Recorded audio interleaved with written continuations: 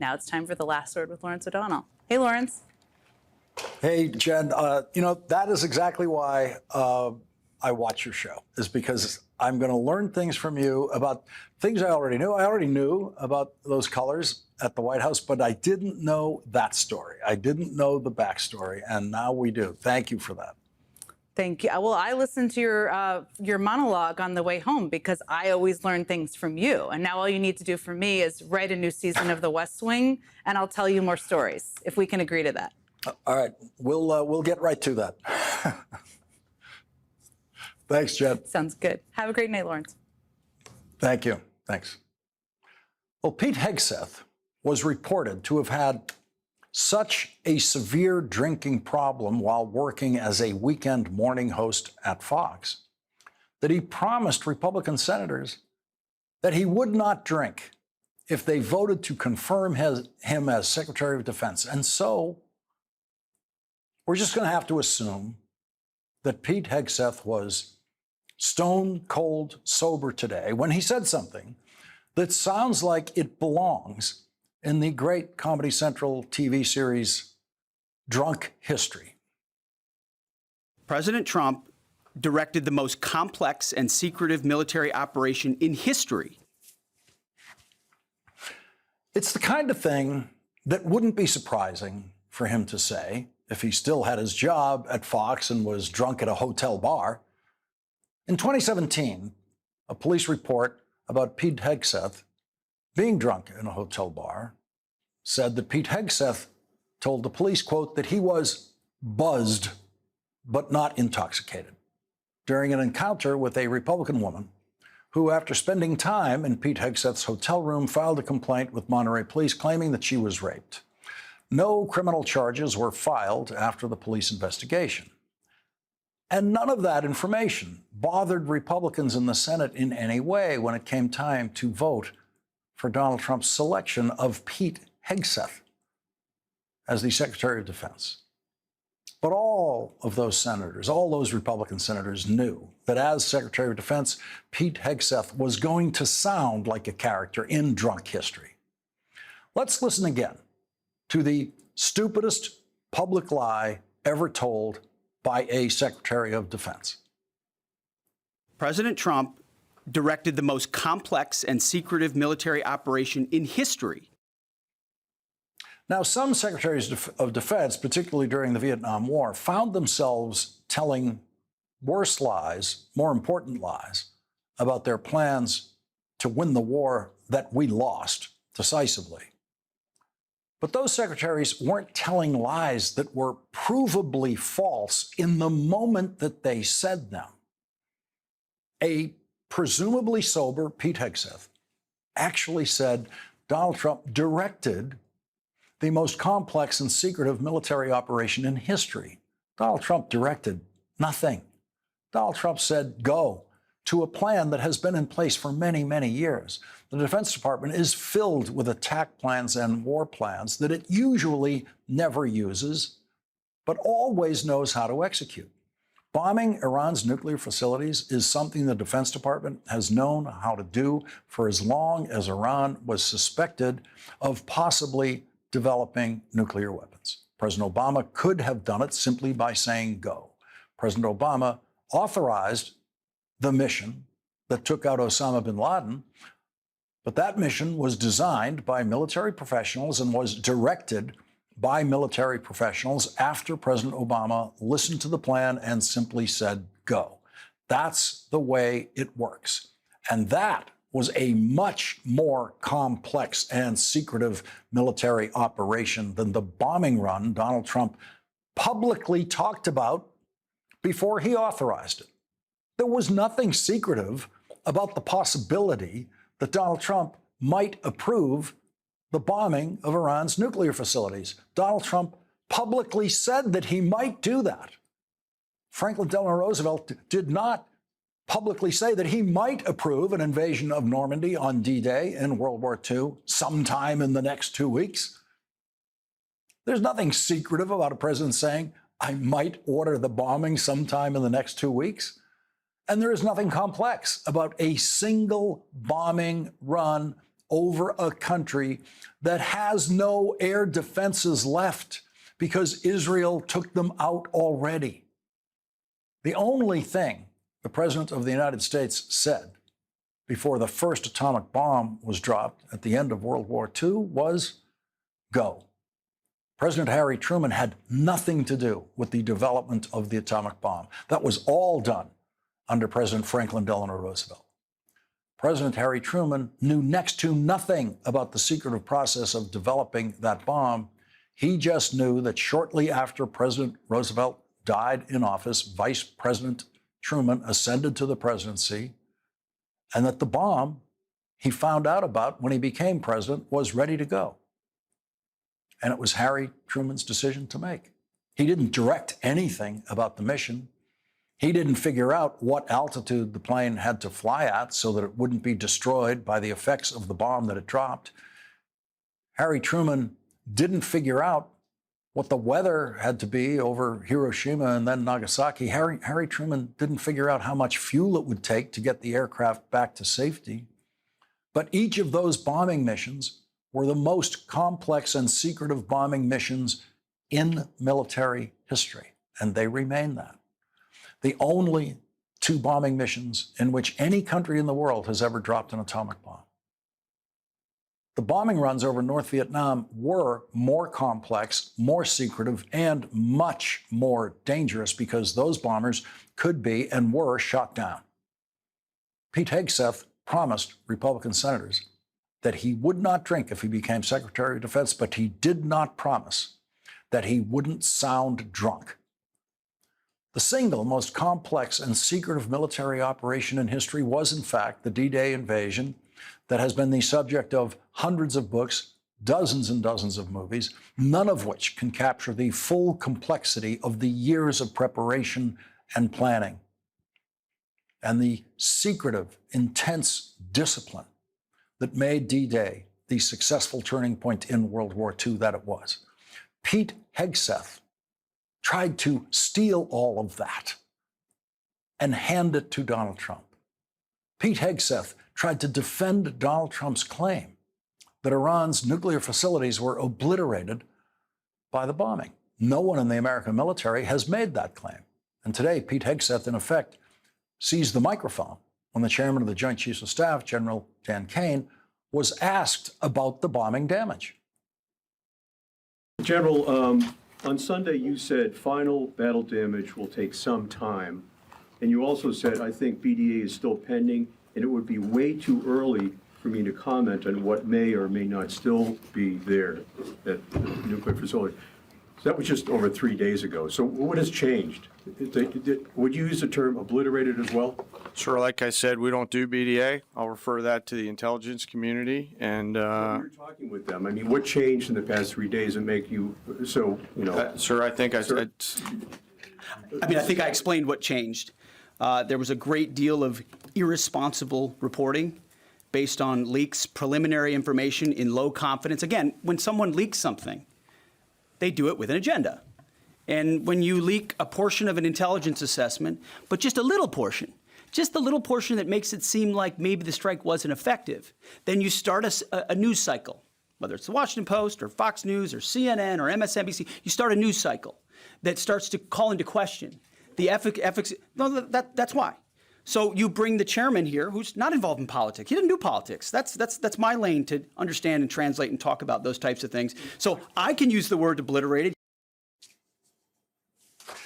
Well, he was a paid liar for Fox, so of course he can use any word he wants now that he's Donald Trump's appointed liar at the Defense Department. Pete Hegseth had a run-in with the best reporter who has ever been employed by Fox today, Chief National Security Correspondent Jennifer Griffin. Jennifer Griffin, in her 18 years of experience covering the Pentagon, knows more about the Defense Department and its operations than Pete Hegseth might ever know. Do you have certainty that all the highly enriched uranium was inside the Fordo Mountain, or some of it, because there were satellite photos that showed more than a dozen trucks there 2 days in advance? Are you certain none of that highly enriched uranium was moved? Of course, we're watching every single aspect, but Jennifer, you've been about the worst the one who misrepresents the most intentionally what the president says. I'm familiar. Report about the ventilation shafts on Saturday night. And in fact, I was the first to describe the B-2 bombers, the refueling, the entire mission with great accuracy. So I take issue with that. I appreciate you acknowledging You that have this was the issues. the most successful mission based on operational security that this department has done since you've been here, and I appreciate that. So Absolutely. we're looking at all aspects of intelligence and making sure we have a sense of what was where. Pete Hegseth, along with Secretary of State Marco Rubio, CIA Director John Ratcliffe, and Chairman of the Joint Chiefs of Staff, General Dan Kane, participated in a closed-door briefing to all members of the Senate today. After that briefing, Senator Chris Murphy of Connecticut said this. Listen, to me, it still appears that we have only set back the Iranian nuclear program by a handful of months. I walk away from that briefing still under the belief that we have not obliterated the program. The president was deliberately misleading the public when he said the program was obliterated. It is certain that there is still significant capability and significant equipment that remain. Before he became Secretary of Defense, Pete Hegseth said that he opposed women serving in the military. In his book, Pete Hegseth wrote, "We need moms, but not in the military, especially not in combat units." And in November, Pete Hegseth said this. I'm straight up just saying we should not have women in combat roles. It hasn't made us more effective, hasn't made us more lethal, has made fighting more complicated. And once again today, Pete Hegseth demonstrated just how obsessed he is with trying to keep women out of combat roles by refusing to acknowledge the women who actually participated in the bombing mission in Iran. Why not acknowledge the female pilots that also participated in this mission? The early messages that you sent out only congratulated the boys. So when I say something like our boys and bombers, see, this is the kind of thing the press does, right? Of course, the chairman mentioned a female bomber pilot. That's fantastic. She's fantastic. She's a hero. I want more female bomber pilots. I hope the men and women of our country sign up to do such brave and audacious things. But when you spin it as, because I say our boys and bombers as a common phrase, I'll keep saying things like that, whether they're men or women. I'm very proud of that female pilot, just like I'm very proud of those male pilots. And I don't care if it's a male or a female in that cockpit, and the American people don't care. But it's the obsession with race and gender in this department that's changed priorities. And we don't do that anymore. We don't play your little games. Boys and bombers. Boys and bombers was a common phrase. Yeah, maybe during World War II when we only had men in combat roles. But we've had women in bombers for a long time now. And Pete Hegseth can't quite fit that into his language. He said, I don't care if it's a male or female in that cockpit. Okay, then let's just call them girls instead of boys. Or even better, let's call them what they really are, men and women. America was offered an opportunity today for all of us to do an intelligence assessment of Pete Hegseth. And for most observers, once again, Pete Hegseth failed that intelligence assessment. Leading off our discussion tonight is Democratic Congressman Adam Smith of Washington. He is the top Democrat on the House Armed Services Committee. Thank you very much for joining us tonight. From your position on the committee, what do you make of the damage assessment of the bombing as of now? Well, several things. First of all, we don't really know because we have other ways of getting intel. We're gathering it, trying to figure out what might the Iranians be saying about it. We really don't know. We don't have eyes on the ground and we can't be 100% sure. That's number one. Number two, I am quite confident that Donald Trump and Pete Hegseth would lie about it. All right. So we can't trust the thing they say. We had the instance where they did the intel assessment of whether or not Venezuela was launching an invasion against us with gang members. And the intel assessment came back that no, they weren't. So Trump fired the intel assessment people because they hadn't given him the answer he wanted. So we know that Pete Hegseth and Donald Trump will claim for as long as is humanly possible that they destroyed this, whether or not they did. And the third thing I think we know is that Iran still has a nuclear program. Was it set back months? Was it set back 8 months or a year? I mean, that's going to depend on how many centrifuges they have left and how much highly enriched uranium they have left. But they absolutely still have some centrifuges. They still have some highly enriched uranium, and they certainly still have the capability, which means they still have a nuclear program, and we still have a problem. We still need to negotiate with Iran to get them to stop that nuclear program. And we only have to do that, of course, because Donald Trump tore up the agreement that we had that had stopped Iran from developing a nuclear program. But that press conference today, and you did a great job of explaining it, but it was an embarrassment on so many levels to have a Secretary of Defense be that partisan, that political over an important military mission. It was an embarrassment to watch. So you had a president of the United States publicly entertaining the possibility that he would order a bombing run on Iran's nuclear facilities, publicly entertaining that for days, and then at a certain point saying he might do it sometime in the next 2 weeks or after the next 2 weeks. But in any event, repeatedly saying publicly, loud enough for Iran and the rest of the world to hear that he was thinking about doing that. Then we get reports of trucks at the facility, trucks capable of removing some of the valuable material they would need to preserve their program. What are the chances that the Iranians would have done absolutely nothing in preparation for the possibility of Donald Trump sending a bombing run?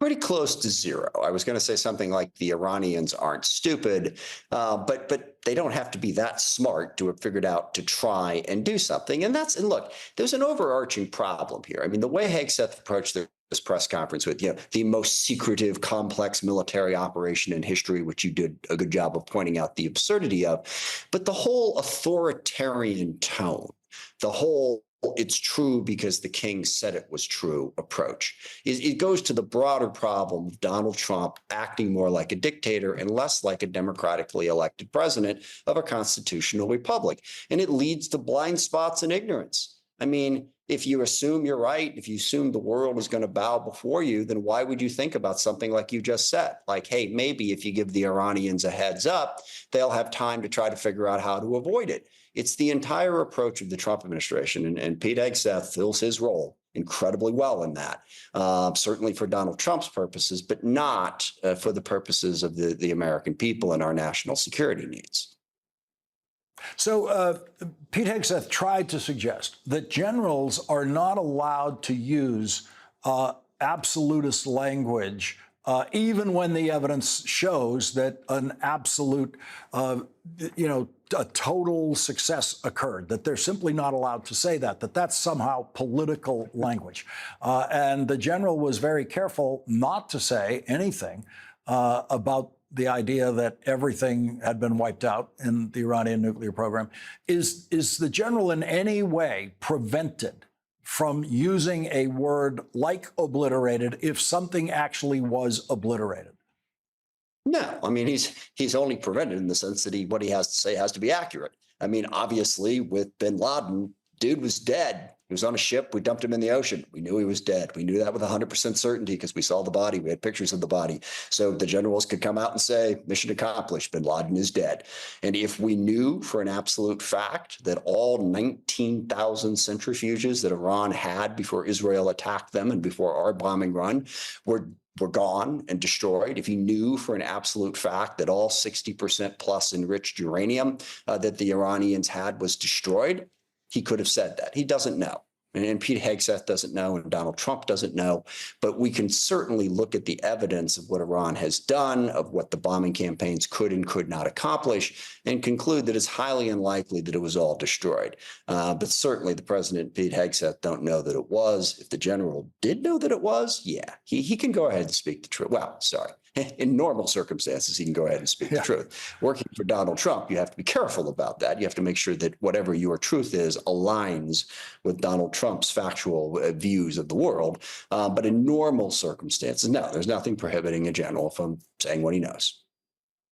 The larger and totally unhinged point that Donald Trump made yesterday was that he believes that he has ended all hostilities between Iran and Israel, has permanently ended them. And as he put it, the war is over. He's pretending, this is VE Day or VJ Day in World War II, and it is completely over. Yeah, well, the interesting thing is Iran and Israel exchanged missile fire twice last year, in April and in October. Both times, the Biden administration helped Israel defend itself, brought together a coalition of folks, and then worked with others to end the hostilities after that. So Donald Trump has basically done once what Joe Biden did twice last year. And that's fine. That's good. It's better that Israel and Iran aren't continuing to shoot missiles at each other right now. But the hostilities are not over because Iran, again, still has a nuclear weapons program. They still have missiles. They are still a threat to Israel. They still support proxies in the region. And that's going to be the really interesting part.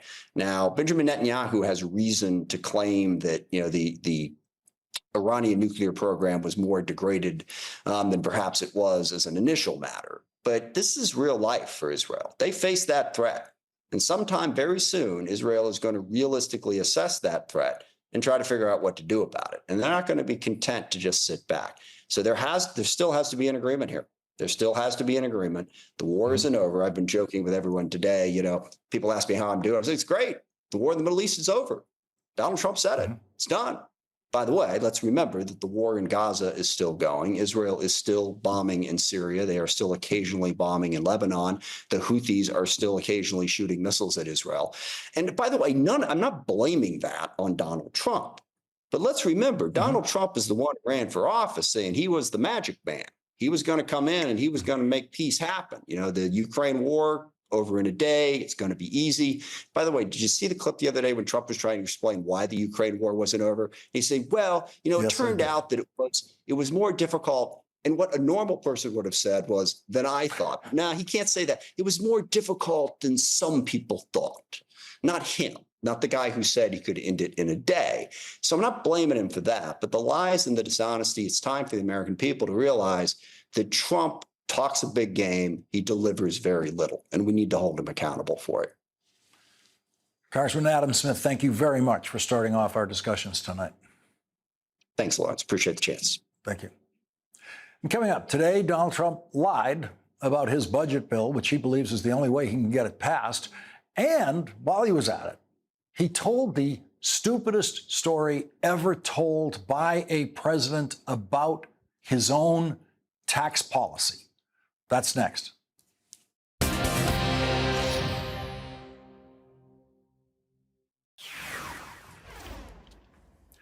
The breaking news of this hour is that NBC News is reporting that at a meeting at the White House today, Donald Trump told the Senate Majority Leader to just get the Republican budget bill passed next week.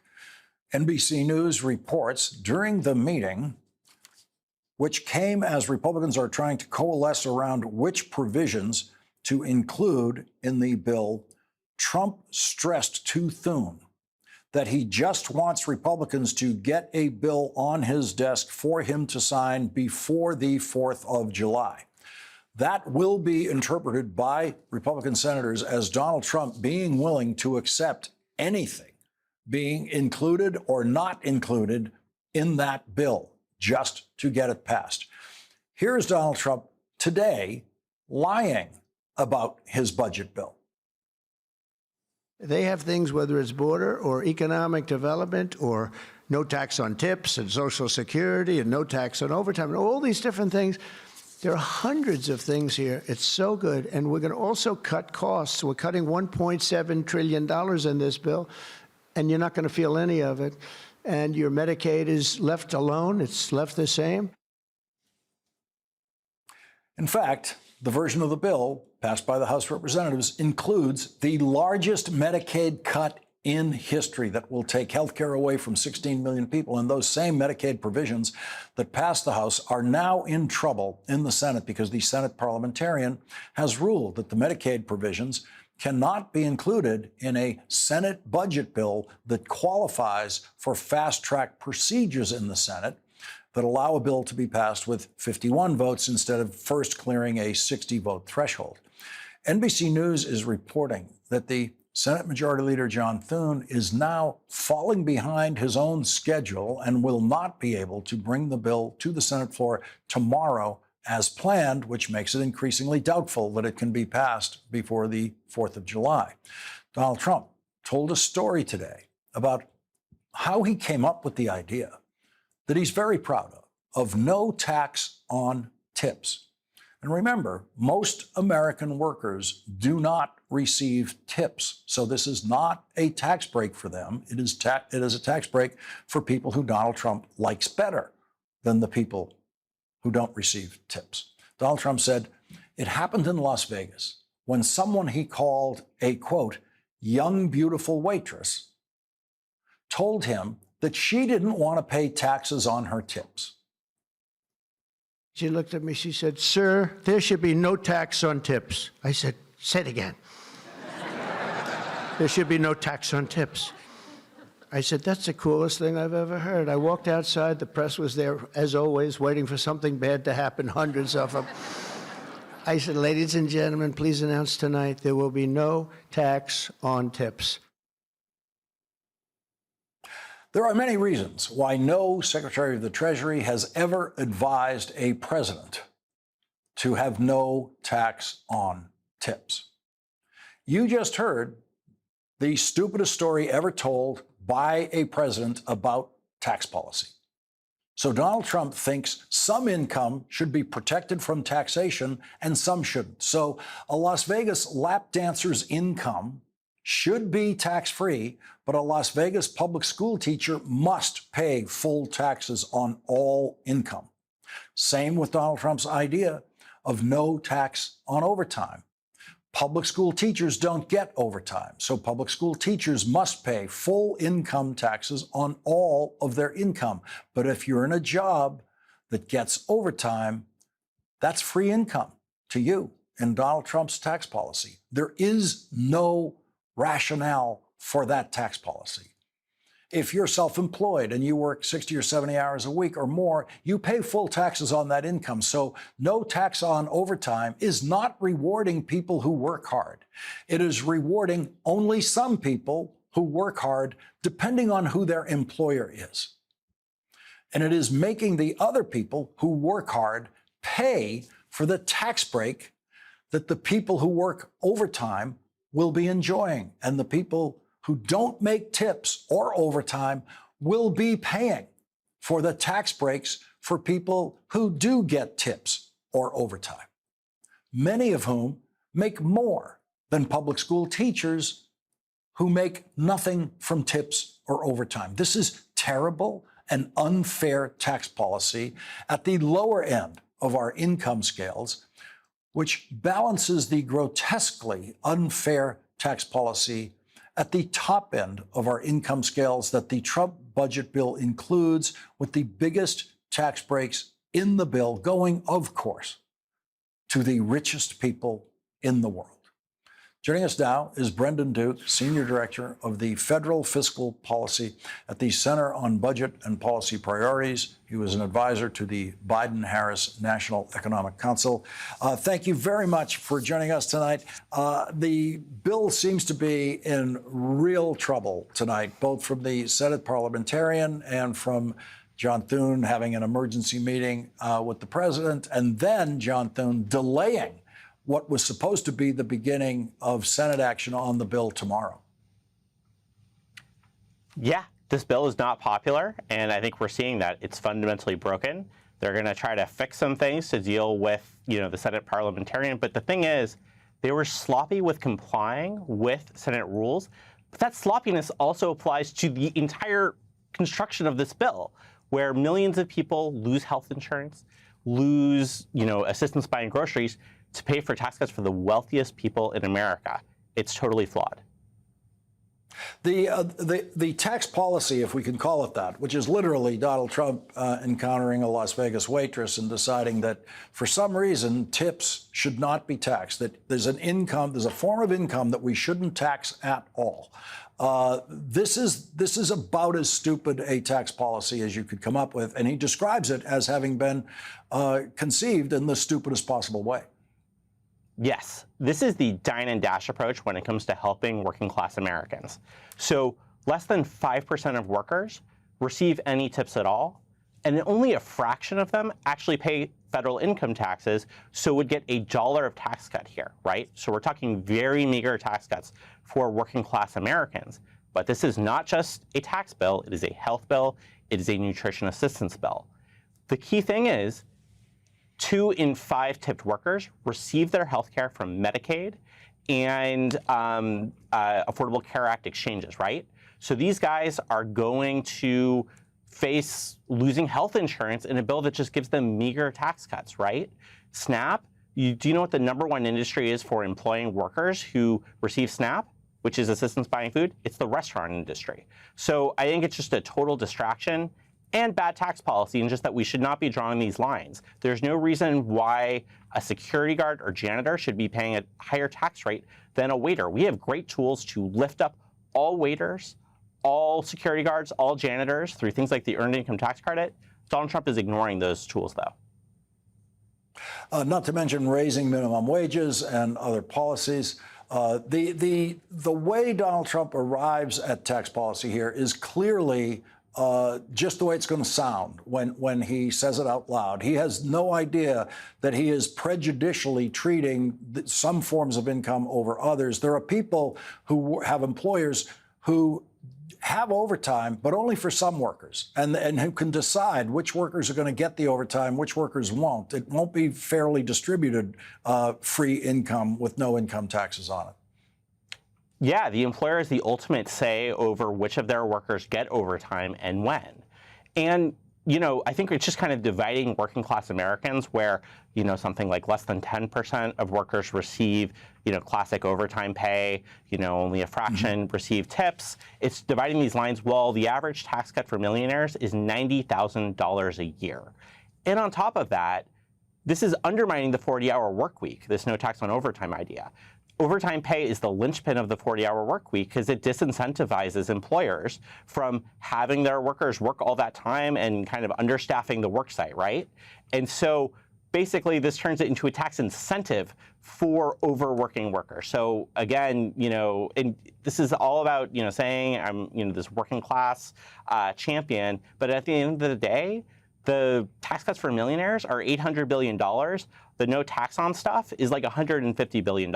So the tax cuts for millionaires are 5 times larger than all these, populist sounding tax breaks. Brendan Duke, thank you very much for joining us tonight. Thanks for having me on. Thank you. And coming up, in 5 days, the U.S. Agency for International Development, USAID, will be officially dismantled by the Trump administration. Pulitzer Prize-winning columnist Nicholas Kristof, who has been following the devastating worldwide impacts of all of this, will join us next.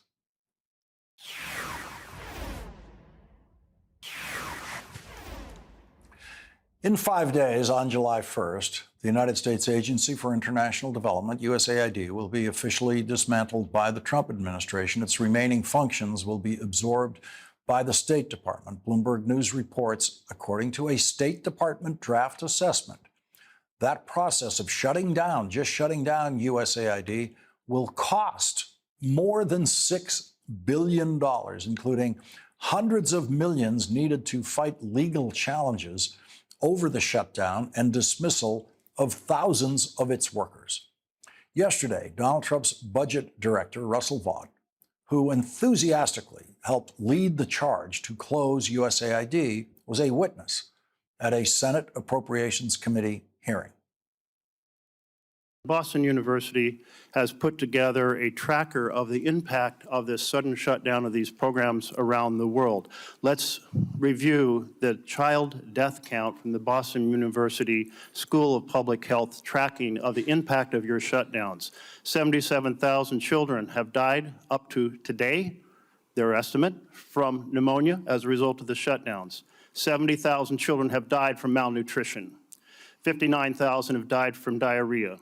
33,000 have died from malaria. 7,000 infants have died from HIV, plus 118,000 adults.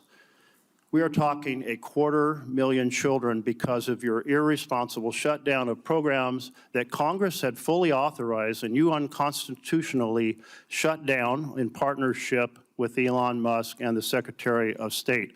How do you feel about being responsible for hundreds of thousands of children dying because of your sudden interruption in these key programs? I reject the assertion. You chose to shut down programs in the middle that have resulted in hundreds of thousands of children dying in the last few months. I find that abhorrent, and few Americans have ever had such a devastating and disasterly impact. New York Times columnist Nick Kristof writes, a child dies of malnutrition-related causes every 15 seconds or so, even as 185,535 boxes of Plumpy Nut are stacked in a warehouse in Rhode Island, already paid for by American taxpayers. Navin Salem, chief executive of Adizia Nutrition, which makes the peanut paste and owns the warehouse, says the United States government owns the boxes, but now doesn't seem to know how to move them to where they're needed. So the government accumulates storage costs for Plumpy Nut as children die for want of it. Is there any kind of dysfunction more callous and capricious? Joining us now is Nicholas Kristof, Pulitzer Prize-winning journalist and New York Times columnist. Nick, thank you very much for joining us tonight. What was your reaction to the budget director's testimony simply rejecting this description of what he's done? You know, I just wanted to drag him on a trip with me and take him with me so you can see the results of it.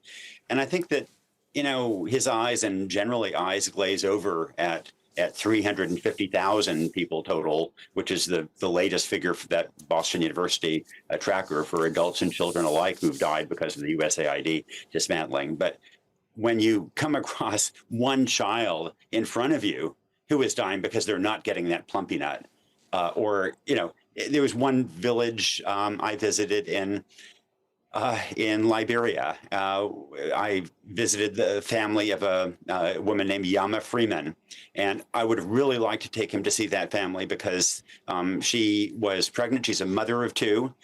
There's Yama, and she then hemorrhaged, and the U.S. had provided an ambulance for that county, so it should have been able to rescue her, but instead the U.S. had cut off fuel supplies for that ambulance, so it couldn't move. And so when her family called the ambulance, they said, well, provide some fuel and we can rescue her.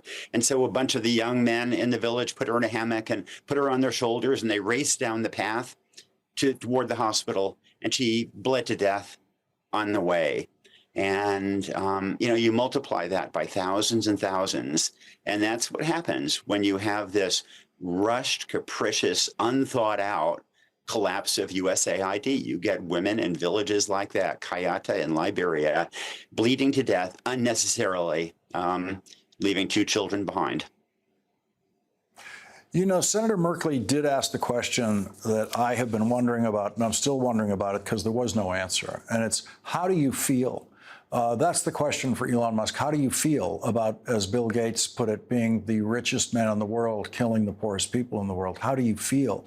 And it is just inconceivable that these people can be doing this. But we still don't have an answer on that how do you feel question from any one of them. I mean, there's sort of a competition of cold-heartedness around the administration, whether it's taking away Medicaid money or there's certainly domestically and abroad, there is a competition to see who can be most cold-hearted.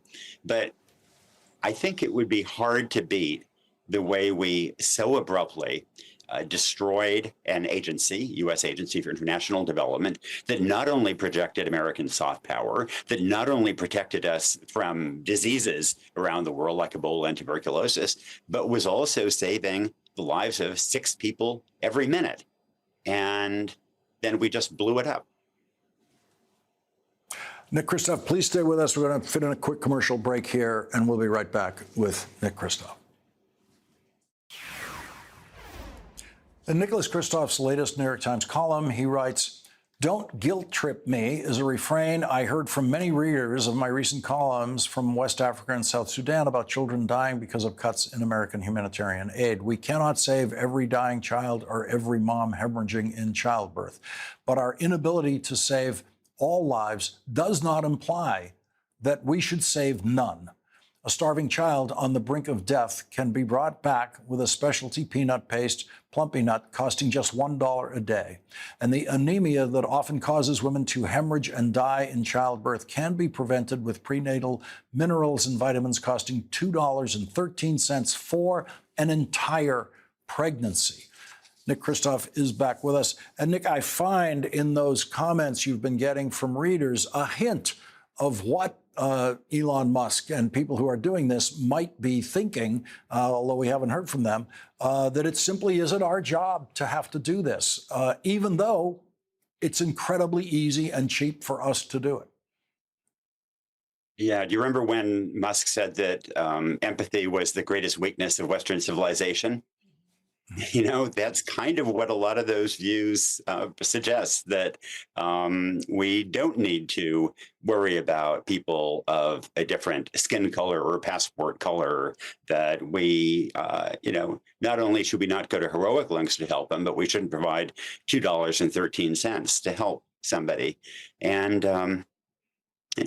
I hope we're better than that. I hope we manage to claw back some of this funding, and we're not going to save every person, but boy, we can, when we do things right, the way we turned the tide on AIDS, as you know, with PEPFAR, I mean, we've done some heroic things. We celebrate a fireman who saves one life. I mean, American citizens, through their tax dollars, have been saving vast millions of lives with USAID until now. And the president's fund combating AIDS in Africa was a George W. Bush creation. That was, to my mind, the single best thing he did as president.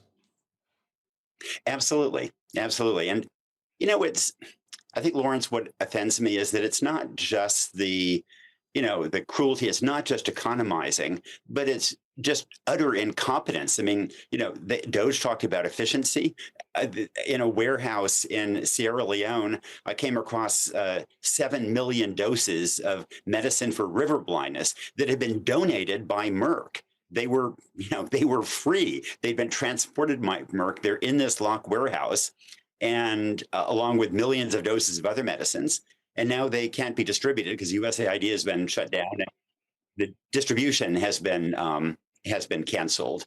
And this is a free program, and we let it slip through our fingers. Nick Kristof, thank you very much for your invaluable reporting on this, and thank you for joining us tonight. Thank you, Lawrence. We'll be right back. Nicholas Kristof gets tonight's last word.